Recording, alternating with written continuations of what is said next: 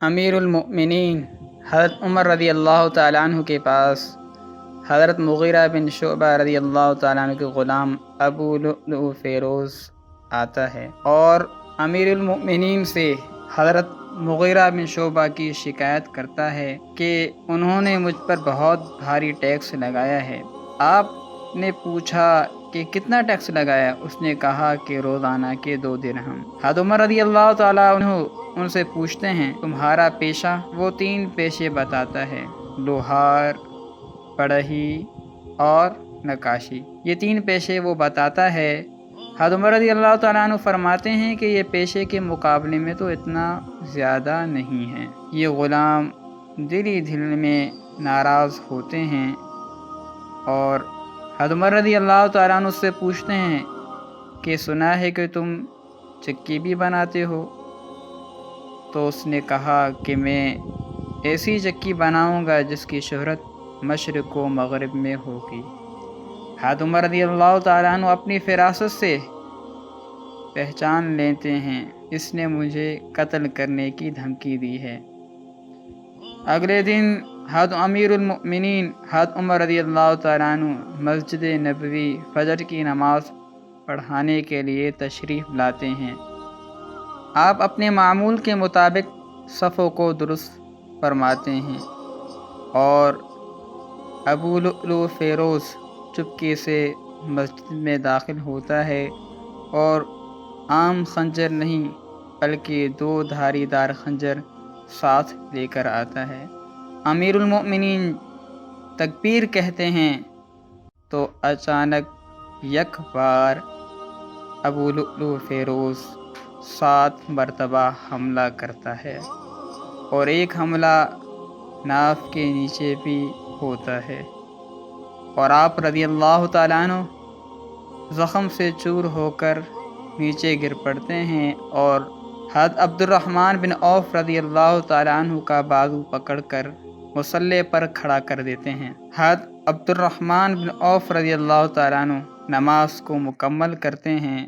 یہ معاملہ صف اول کے سوا باقی حضرات کو پتہ نہیں چلتا، بس ان کو بھی اتنا پتہ چلتا ہے کہ ایک آواز تھم گئی اور دوسری شروع ہو گئی۔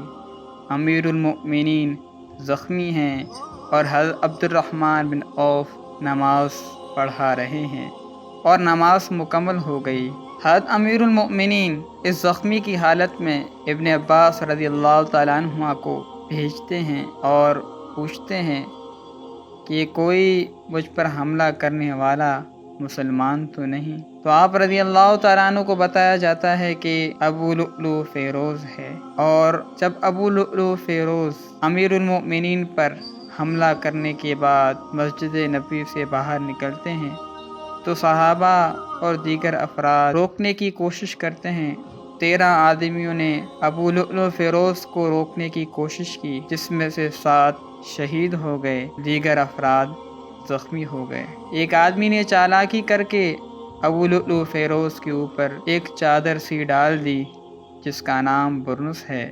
اس نے اپنے آپ کو چھڑانے کی کوشش کی لیکن جب اس کو یقین ہو گیا کہ میں اب بچ نہیں سکتا اس نے خود کشی کر دی۔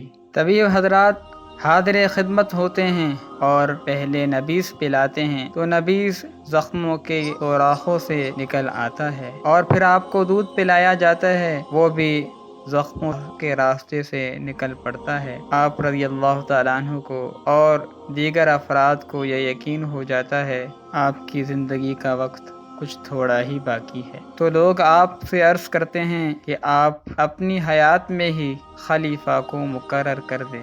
حضرت عمر رضی اللہ تعالیٰ عنہ اس کے بارے میں بہت زیادہ سوچ و وچار کرتے ہیں۔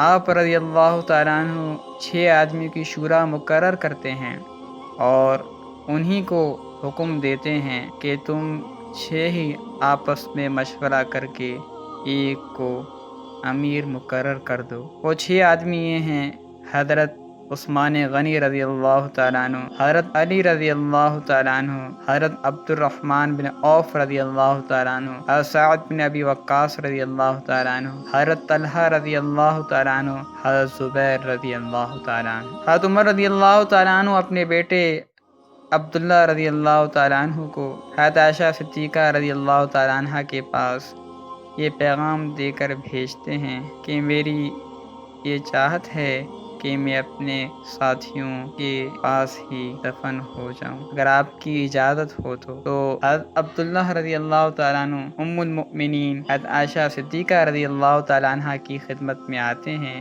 اور آپ کا پیغام پہنچاتے ہیں۔ تو حضرت عائشہ صدیقہ رضی اللہ تعالیٰ عنہ پہلے تو یہ بتاتی ہیں میں نے یہ جگہ اپنے دفن ہونے کے لیے رکھی تھی، لیکن میں اپنے اوپر امیر المؤمنین کو ترجیح دیتی ہوں۔ حضرت عبداللہ رضی اللہ تعالیٰ عنہ آ کر بتاتے ہیں کہ اجازت مل گئی۔ امیر المؤمنین عدل و انصاف کے پیکر حضرت فاروق اعظم فرماتے ہیں کہ جب میرا انتقال ہو جائے تو میری چارپائی ام المؤمنین کے دروازے پہ رکھ کر دوبارہ اجازت مانگنا، ہو سکتا ہے خلیفہ ہونے کی وجہ سے اس نے اجازت دی ہو۔ تو آپ کی وصیت کے مطابق ہی اس بات پر عمل کیا جاتا ہے، لیکن حضرت عائشہ صدیقہ رضی اللہ تعالیٰ عنہ جیسے انہوں نے پہلے ہی اجازت دی تھی، اجازت دے دیتی ہیں۔ آپ پر حملہ 27 ذو الحجہ سن 23 ہجری کو ہوتا ہے۔ 2 یا 3 دن بعد آپ کا انتقال ہو جاتا ہے۔ آپ اپنے پروردگار سے جا کر ملتے ہیں 1 محرم سن 24 ہجری، اور آپ کو آپ کی وصیت کے مطابق حضور پاک صلی اللہ علیہ وسلم کے ساتھ ہی دفن کر دیا جاتا ہے۔